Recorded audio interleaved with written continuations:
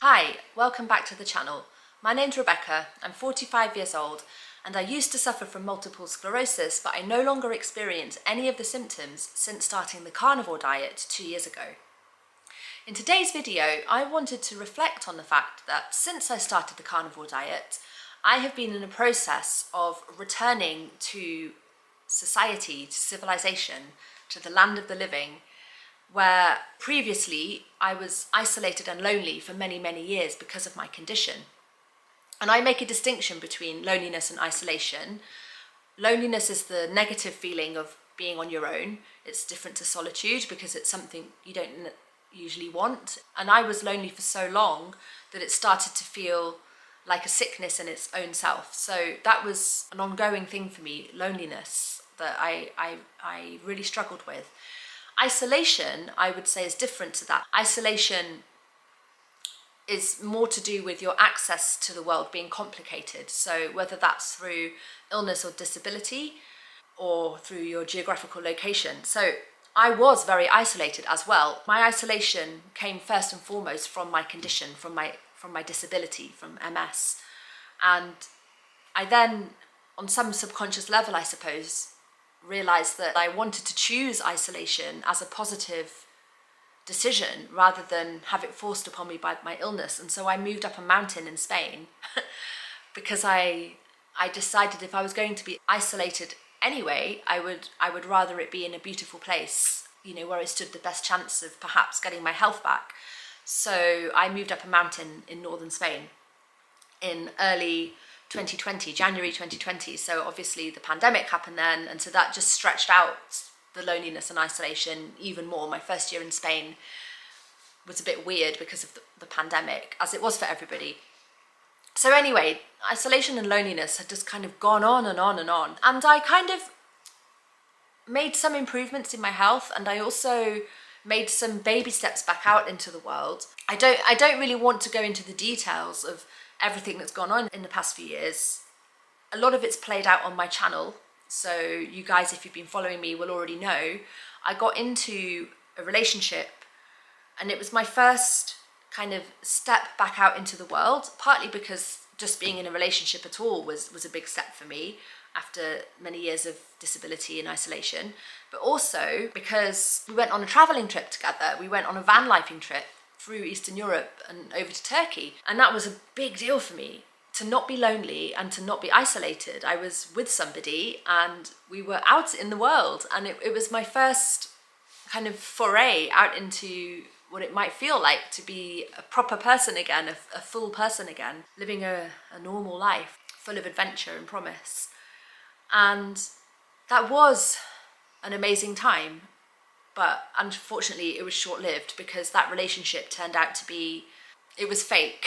It very soon turned into a whole load of drama, horrendous drama, which just engulfed my life. My place of refuge and rehabilitation and peace on the mountain became a horror movie where all these other people from the community got involved. Not worth going into, extremely painful, and a lot to deal with, having previously been through a lot of loss and grief when I had MS, because the loneliness was something that I found harder to accept than the illness itself.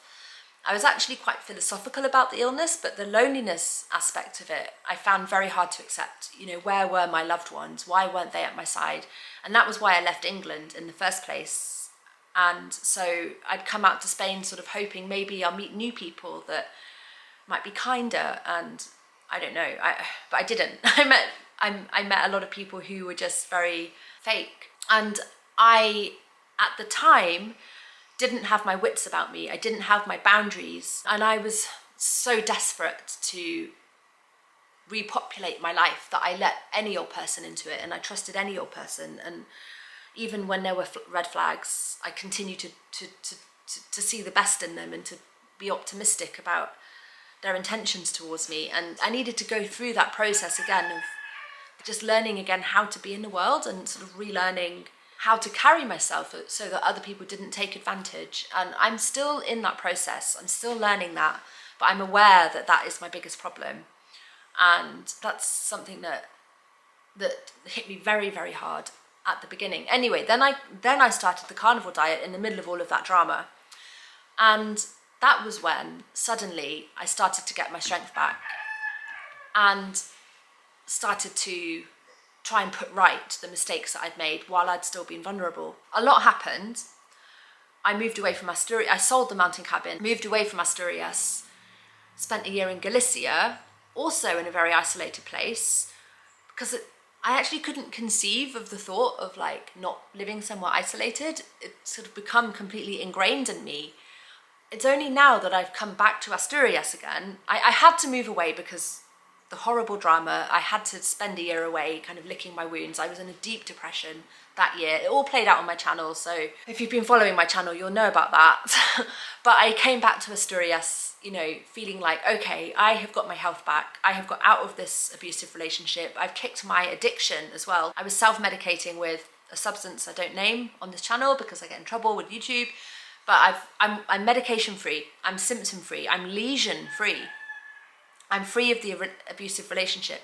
I'm going to go back to where I live, to Asturias, which is my home, and I am going to pick up the pieces of my life and re-enter civilization. So I did do that. I moved back to Asturias, and I've moved to a place where I'm no longer isolated, and I have kind of mixed feelings about it. I feel like it almost feels to me like city living, even though out of my window I've got huge mountains just directly outside my window, and the constant noise I hear is that of a river. Although there is a main artery road just below me, which in the summer gets very busy, and so I hear traffic.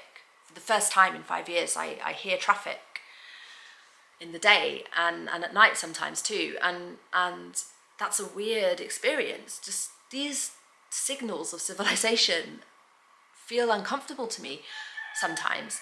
I'm not sure if I like it.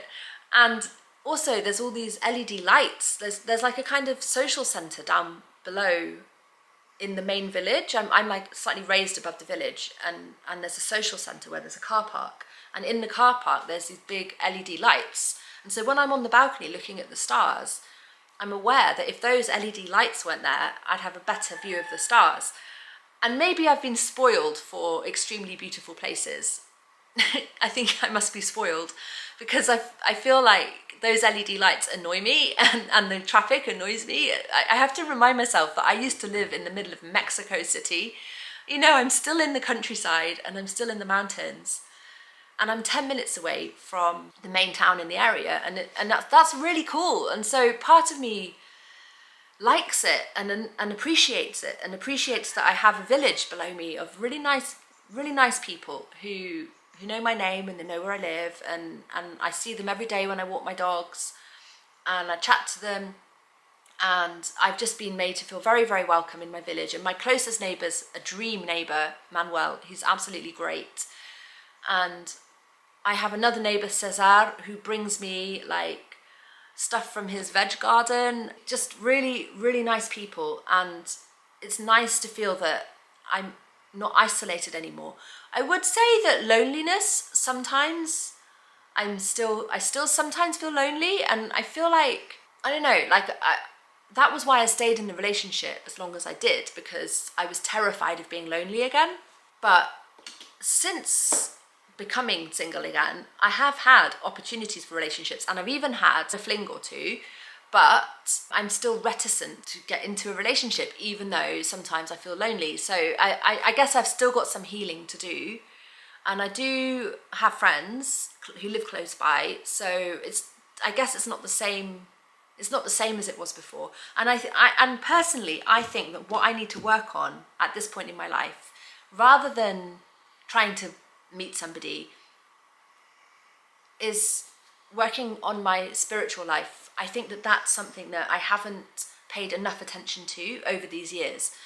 In a way, getting really sick and going through something like that is a deeply spiritual experience. It strips you down to your soul, and it makes you realize the strength that you really have or don't have. And I've been through something very extreme, and which is a very normal human experience. There's lots of sick people out there, lots of lonely people out there. So I'm not trying to say that I'm anything special. And let me know in the comments if you resonate with anything that I'm saying. But I guess I'm just trying to process it now while I'm talking about it, that there's a part of me that is happy to go back to civilization, but also feels uncomfortable. Part of me is still on that mountain in my safe place before I met my ex, and part of me still wishes I was there. And I do think that in the future, one way or other, I'm going to find another mountain cabin. It doesn't have to be that same one where suddenly my place of peace and rehabilitation and recovery turned into a horror movie. It can't be that cabin, but maybe one day I'll have another mountain cabin and be able to kind of pick up that form of life, that off-grid life, but maybe with somebody at my side, whether that's a partner or just a friend, you know, or a little commune or something. I will never not be on that mountain. Like, I carry that former isolation with me, even in my new life with my health. The process I'm going through at the moment is like relearning routines and rebuilding trust and confidence in the world, while at the same time relearning how to establish boundaries and not to be taken for a ride. It's an ongoing process that I'm still learning, and I think I'm on the right track. And I don't know what particular type of spirituality would be helpful to me at the moment. I don't know whether to approach any particular group or whether to just do my own practice in private. I don't know, but I do think that if you don't work on yourself on that level, you're likely to repeat the same mistakes you've been making. You know, I have certainly made a lot of mistakes over the past 5 years. I've trusted the wrong people. I've made some very hasty decisions through emotion, and I've fallen and got up again and fallen again so many times. But I do think that ultimately I'm moving towards a place of strength and healing. I didn't know that I would get my health back. I didn't know it was possible. And something I have built confidence in is confidence in my body again. I didn't have that straight away, but that fragility is long gone. I cleared an entire truckload of firewood just 2 days ago by myself. I had a firewood delivery and it needed to be shifted from the car parking area. This is literally a truckload, like 350 euros worth of firewood. It was a huge pile of firewood, and I was stuck moving it into a woodshed by myself. And I should have videoed it really to prove it, but I did it and it was all good. And I thought, that was impossible for me before. That was not a possible thing for me to do when I had MS. I didn't even think about it. I just thought, this pile of firewood needs to be moved. I've got to do it now. No one else is around. I've got to just do it. It's unbelievable, and I'm so grateful.